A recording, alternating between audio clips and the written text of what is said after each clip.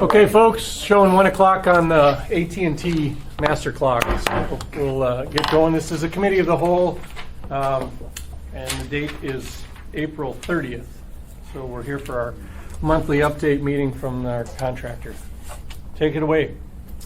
Good afternoon. Oh yeah, everybody? we should probably do attendance, I suppose. Go ahead, Mr. Peterson. So this is the April monthly report. And I'm Pete Peterson, Anchorage Assembly. I'm sorry. Jennifer Johnston.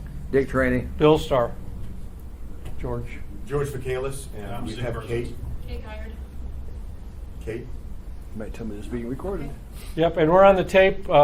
Peter, audit committee members, it's informal. Generally, we do have a structured presentation from our consultant, but as the audit committee members, you're welcome to sit up front with us if you want. If not, take it away. Okay.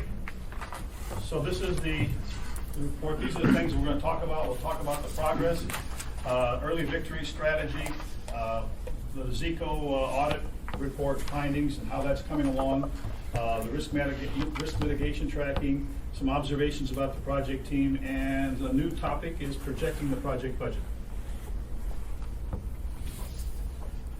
So the progress is moving along as planned. I think that's the bottom line. So no real surprises there. This is the same chart that you saw last month, and all that we've done is that we've moved the arrow at the top to approximately where you are right now. So you're into all that project preparation activity, which is the inventorying, the documentation, and so forth that's going on right now. So that's moving along. You do have some significant dependencies. We talked about this last month. You know, you've got the whole Kronos consolidation project going on. A couple of things I'd like to highlight for you, and that is, I mean, this is a very typical generic approach, you know, to accomplishing a systems implementation. But there are two distinct rollouts, because that Kronos thing, the Kronos consolidation will in essence be accomplished earlier than the SAP HCM project. And in so doing, that will require you to actually connect it to PeopleSoft today. So there's that rollout. And then when HCM is ready, you're going to have to do it again. Okay? We originally, when we first started talking last month, we were talking about this whole infrastructure activity to be probably 3 months, and now we're getting the word that it might be 6 to 9 months. And all that's saying is that you need to start paying attention, because that might start impacting your schedule. Okay? So that's all and I wanted to highlight up here that when you start talking about all the various modules that are in here, we're talking about 19 SAP modules. So it's not like one or two. And when you hear terms like FILO, that's not one, that's a lot of modules. Okay? Here's that 5/1 date, that's where we are today. We're now getting word that there are some projections amongst team members that a very reasonable, likely target date for go live is 1/1/17. So I wanted you to see that in terms of keeping things in perspective.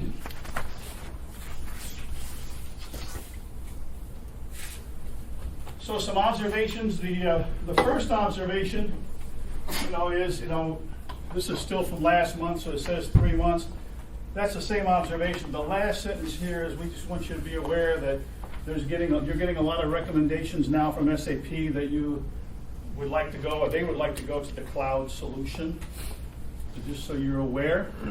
The Kronos team, it's good that they're reporting to the program manager, but that Kronos team is also independently reporting to the functional steering committee. Some good things are happening. Project Track is in place. It's being used for time reporting, okay, and for documentation tracking and so forth. Solution Manager is the SAP product, which is all about the documentation tracking, and that also is now in use, and that's a good thing.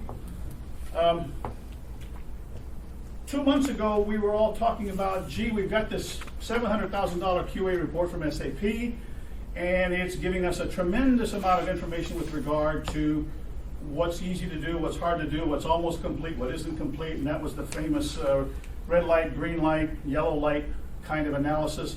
They also had estimated hours, if you'll recall. And there was a thought at that time that those estimated hours would become a basis or a foundation for generating estimates for the rest of the project. That now has shifted, that has changed. You know, the team is saying that, okay, it's great, we like those numbers, we've got them, we appreciate that, but we're really going to do our planning from the bottom up, and we're just going to use those numbers as a sort of a guideline as to whether or not this is small, medium, or large in terms of estimating. Yes, sir. Sure. Well, Yeah. I'm not much of a computer specialist. Could you tell me what is the cloud solution? Have you heard of the web? Yeah. Okay. And so when you go out and do something on the web, where are the computers?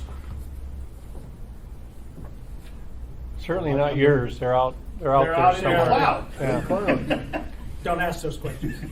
So Yeah, don't that is ever how compare. people are starting to refer to it now. I mean, many of the computers, like for instance, Google, and you've presumably heard of Google.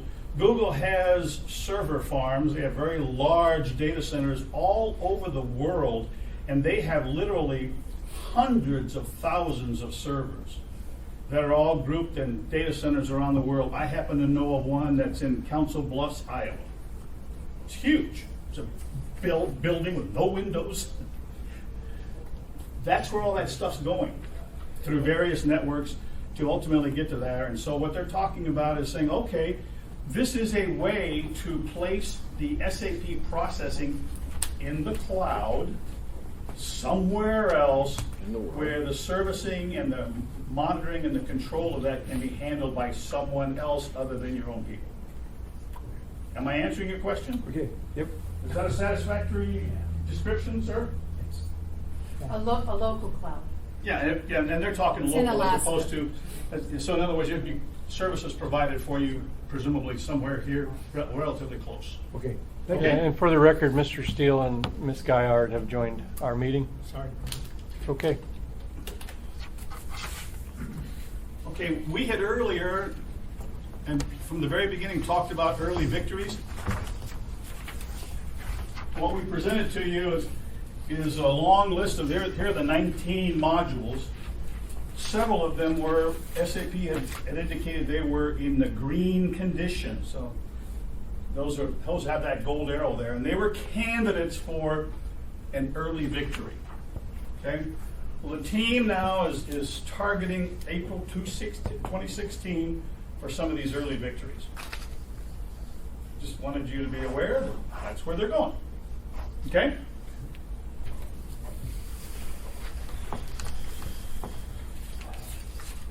So we had, our presentation was made in early February. We had a long list of observations, suggestions, and recommendations, which totaled, 127. Good news is that over half of them were completed as planned. In other words, the organization, the team, went through and accepted a long list of recommendations from us, and so they're actually doing them, which I think is a good thing. Good. Now, there are some that are not applicable. There were several, if you recall, that the team disagreed with, didn't have any intention of going down that path, so therefore progress against that is not applicable. And that included some that they originally disagreed with. There were several conversations and recommendations with regard to the systems integrator, and if you'll recall, we're of the position that you really don't have a systems integrator. Ergo, anything we're saying about the systems integrator from February is really not applicable now. Okay? And then, we just talked about the change in the approach on the SAP estimates. We were suggesting that you should use those, and the team is going to really do a bottoms-up planning and use the SAP estimates as a guide to how they do it. Okay? And then we do have several of the items which are talking about laying out the plan for completion. You're really not going to have that until you reach the end of this stage of work that they're working on right now, and that's targeted for 9/30. So bottom line, we're saying looks pretty good. Who's making the decisions on when the action item gets attention? You mean of ours? Yes. That's being, basically monitored by the team leadership. Okay. Yeah. Does that seem to be a gelling group of folks? Yeah. Okay. no squabbling about, I need this first, you guys do that next, and, No. okay, thank you. Okay. Okay, so talking a little bit about the risks, we believe that if you use the functional steering committee as a funnel for project decisions and status briefings, that you're faced with a risk that that could become a bottleneck for your project, which would slow down your project's progress. So we're saying to you that is a risk. I'm not saying it's happening, which is saying it is a risk. You have lost your deputy program manager, who's a Muni employee. She's retiring effective today, 1 o'clock or something like that. She's gone.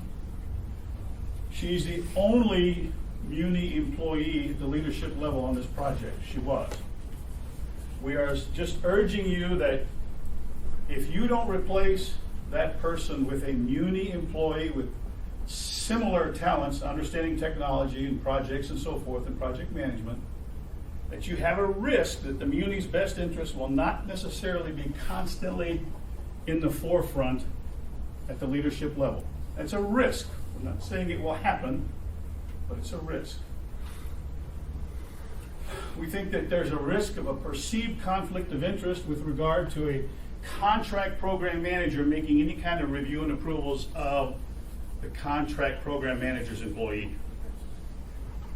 It's a risk that it could be perceived as a conflict of interest. We would suggest you mitigate that. I have a question. In your histories of watching these things develop, is it a trend that you get an independent contractor or somebody that ultimately decides that they like it here and move over to full employment with the municipality? Does that happen? Sure. Okay. You bet. Now, it depends on what your contractual relationship is. Yeah. Many organizations, especially organizations that are putting people out on a time materials basis, staffing firms or whatever term you'd like to use, usually have contract clauses in there that protect them from that happening. I understand. Now, they are perfectly willing to have you hire that person, but they often will ask for as much as a year's salary in compensation. Yeah. Okay. Well, you know. That depends on the contract. Yeah, well, we like to do our job offering in summer in Alaska because it's easier to get employees. Mr. Chairman, we have interviewed a candidate to replace the deputy program manager, and she has one more round of interviews. She's a local person off the BP Backbone project, which was an SAP project. So in the meantime, we have asked the contract program manager to review and approve the project time reporting, but it's a temporary measure. Great. And without drifting too far into that, are you bound to the normal advertising and competitive nature of job interviews for that? Mr. Chairman, we are making that an executive position. Understand. Good. Thank you. Does that help answer that? Oh, yeah, concern? the condition is the condition, and it's a risk, and Sure. and obviously it's good that we are taking moves to mitigate those. That's helpful. Absolutely. Thank you. We think that you're falling into the management by committee trap. It's possible. You have turned to managing the project by committee. There are now numerous committees and subcommittees, and some of those subcommittees are even being led by folks who don't necessarily have the appropriate skill levels to do that particular assignment. The positive aspect of all the committees that you've got in place is that it does mitigate the fact that your entire leadership at this point is all contract on the project.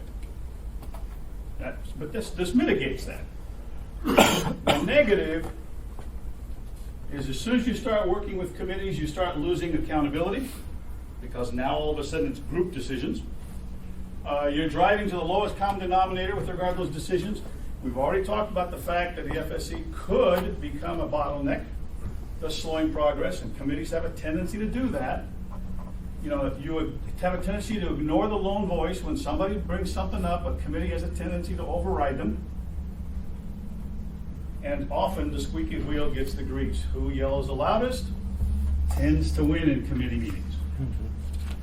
It's a point for me at this point as chair to talk about why we're not engaging the administration for rebuttals and all of this, because this is your presentation to us. And so I hope the folks, and particularly Kate's on the audit committee, so as a committee of the whole, I'm trying to keep the structure less debative and less, well, we're doing this and that. I think what you'll see hopefully is we'll drift into questions, or we'll see management responses directly to us, or I can funnel them through the committee as that's necessary. So, not just for your benefit, that's why we're not doing it, but I don't particularly want to put the administration that has responsibility for some of the stuff on the spot today in normal things, because again, this is a contracted meeting with this contractor. If somebody feels differently to that, if Kate has something to offer primarily, or other project managers, we can bring them in at subsequent times. But the information exchange is helpful for us to continue on for the next month of monitoring.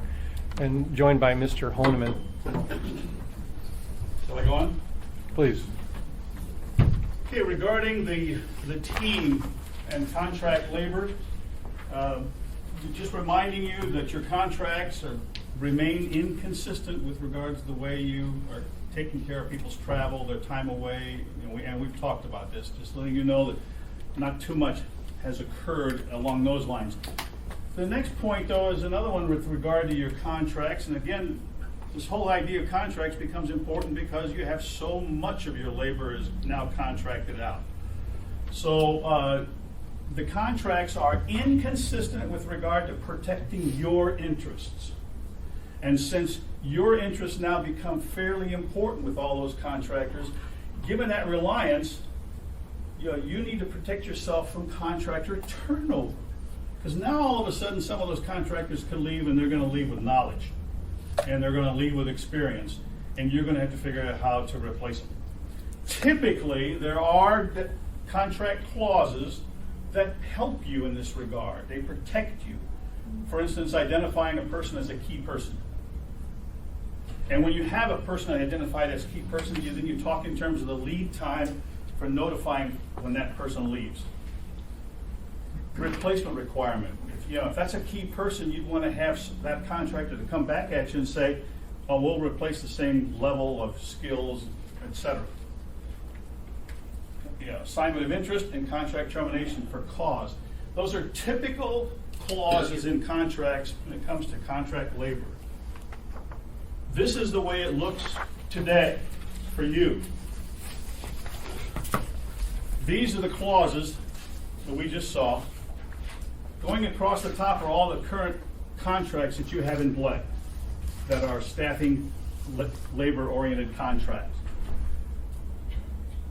What we've done is we've colored for you everything in yellow that says no. In other words, that clause is not in the contract. So the only contract that we were able to see and identify that, for instance, identifies key personnel is the Peloton contract. It is also the only one that requires advance notice before you have to lose that person. The rest of them, you'll notice it's not in there. Okay? Assignment of interest, most of them have that. Termination for clause, most of them have that. So we're just letting you know that, in our opinion, that's an exposure for you because so many of your resources are contract resources, especially at the leadership level. Project managers, program managers, are all contract.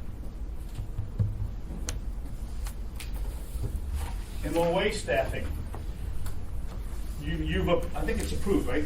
I believe it is approved today. So the budget approval has occurred for staffing backfill, which is wonderful. That's great.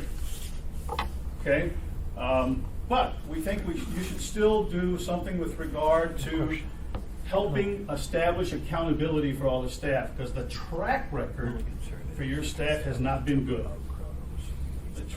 There have been many instances of people basically being assigned to the project and then not showing up, leaving early, not completing a task, indicating that nothing's been communicated to them when somebody can say, well, I just sent you an email. I don't want to embarrass the guy. That's a track record. And so how do you do something like that? One of the things I think you need to be aware of is your team is considering generating an agreement with those employees that would have to do with, oh yeah, I agree, I'll be there when I say I'm going to be there, that sort of thing. We are suggesting you might also do this. You might also set it up such the project work with their team time. leadership, the PMs, can provide input to the individual's immediate superior or supervisor for the annual review. If there's time. And if that starts happening, then obviously people start realizing, oh, this may affect my annual evaluation. Maybe I should do what I said I was supposed to do or asked to do. Does that make sense? Okay? Now that's not saying that that the project folks are literally doing their annual evaluation. It says provide input to the supervisor whose responsibility is the annual evaluation.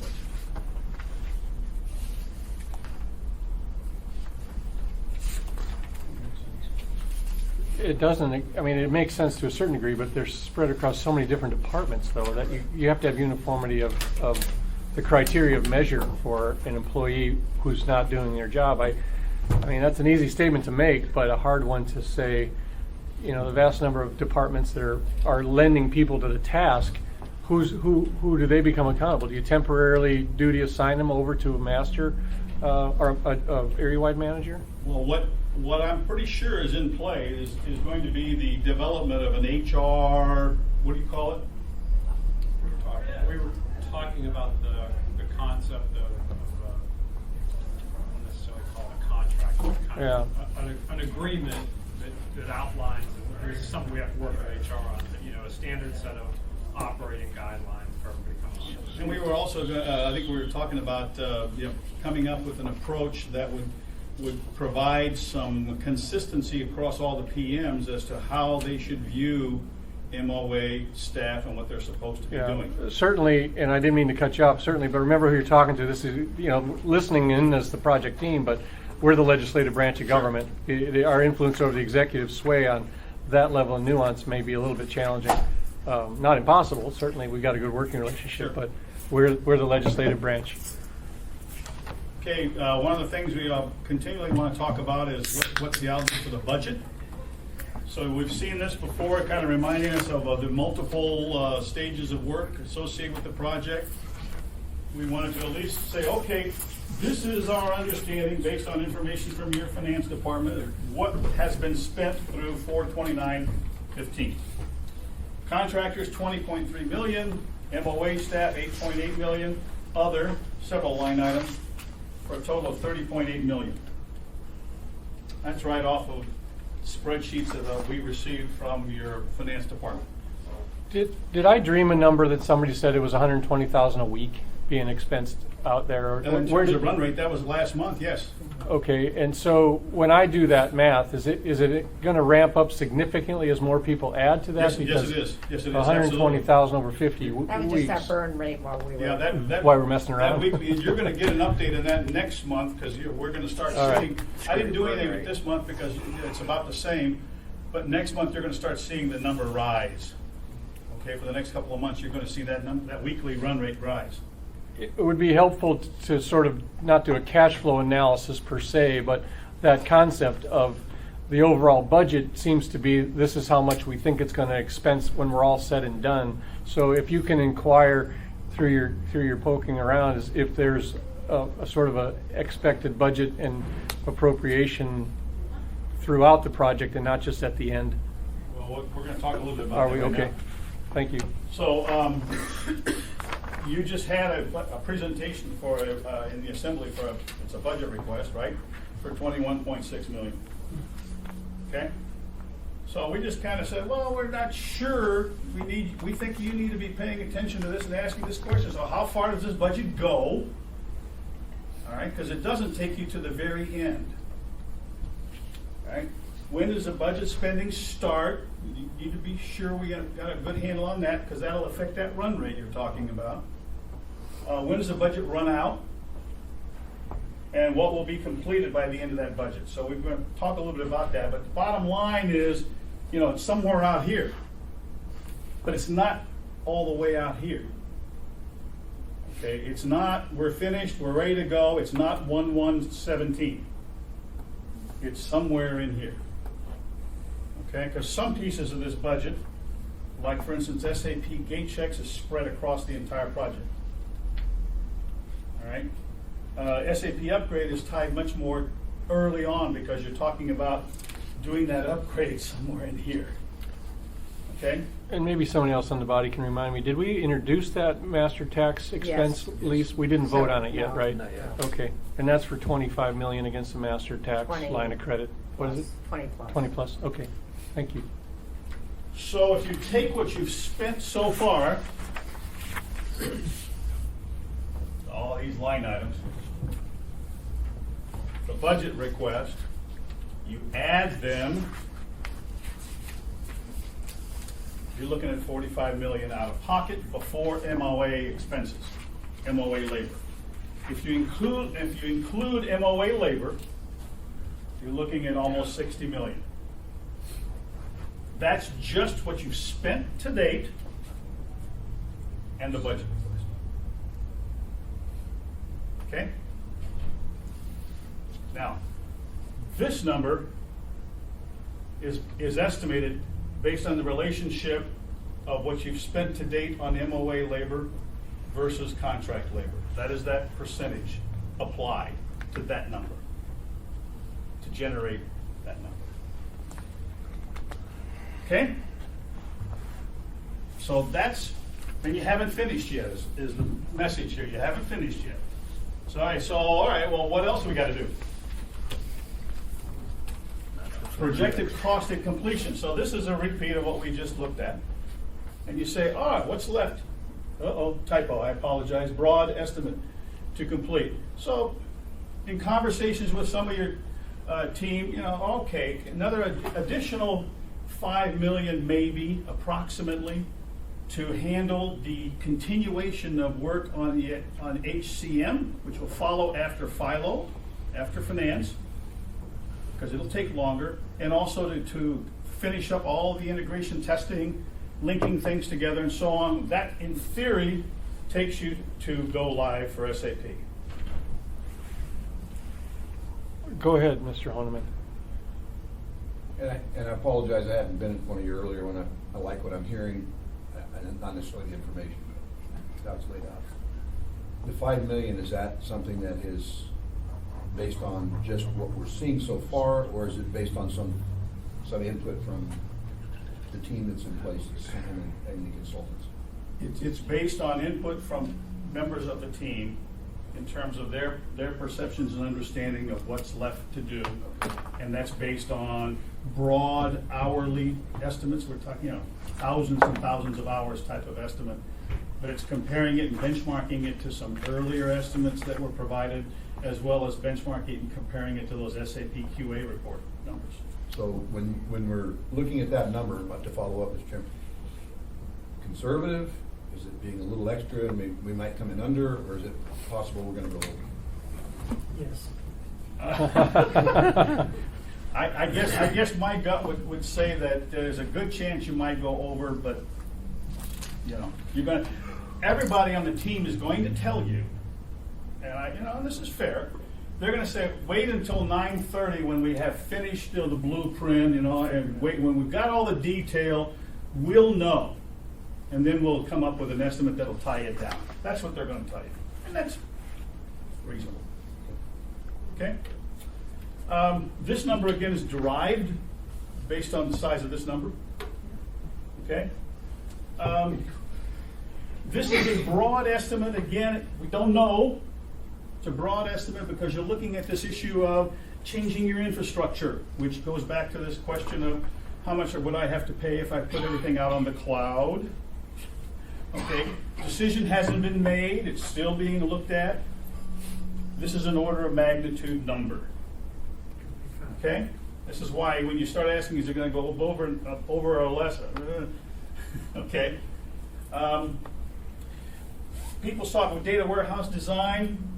Presumably there's going to be some implementation services that need to go. That's a number I just created out of. Okay. Out of the cloud? It's twice. It's twice this number. Okay.